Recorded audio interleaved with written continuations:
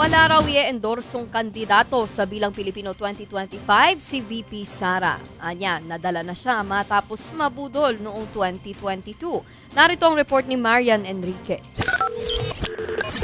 Na si PRD nung sa harap ng mga Pinoy na dumalo sa pa-Thanksgiving event sa Southern Stadium sa Wan Chai, Hong Kong kahapon, tila nagpahapyaw na si Vice President Sara Duterte sa susunod niyang plano sa 2028 elections.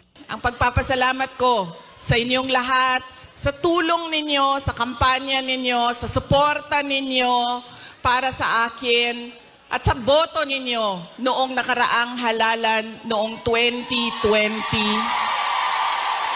At sa susunod na halalan sa 2020, joke lang. Joke. Sandali lang. Kasama ng bisit ng kanyang amang si dating Pangulong Rodrigo Duterte sa Thanksgiving ang mga senatorial candidate ng Partido Demokratiko Pilipino na sina Senator Bongo, Attorney Vic Rodriguez, Congressman Rodante Marcoleta, Philip Salvador, Jimmy Bondoc, Attorney Raul Lambino at Attorney JV Hinlo. Pero kahit bitbit ang mga manok ng PDP, iginiit ni VP Sara na wala raw siyang balak i-endorso sila sa midterm elections. Sabi ko nga sa inyo, nadala na ako, na-scam na ako, nabudol na ako. Hindi ako mag-endorso ng kandidato. Kasi baka pagkatapos ng eleksyon, sasabihin nyo na naman, na-scam ba ya Inday Sara dahil sa iyo? Meron pang biro ang bise tungkol sa Pangulo. Sir, pakihanap nga yung inutusan ni Marcos na patayin yung aking... Yan. Dahil sa mga ganyan, nakakasuhan ako eh.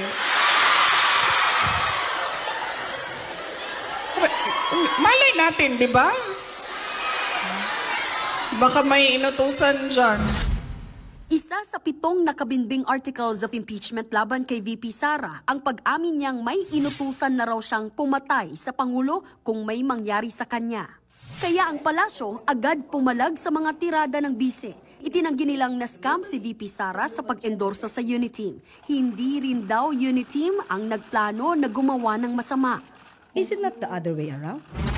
Hindi naman po siguro inakala din ng miyembro o ng mga miyembro ng Uniteam na mabilis magagastos ni VP Sara yung 125 million pesos na confidential funds in just 11 days.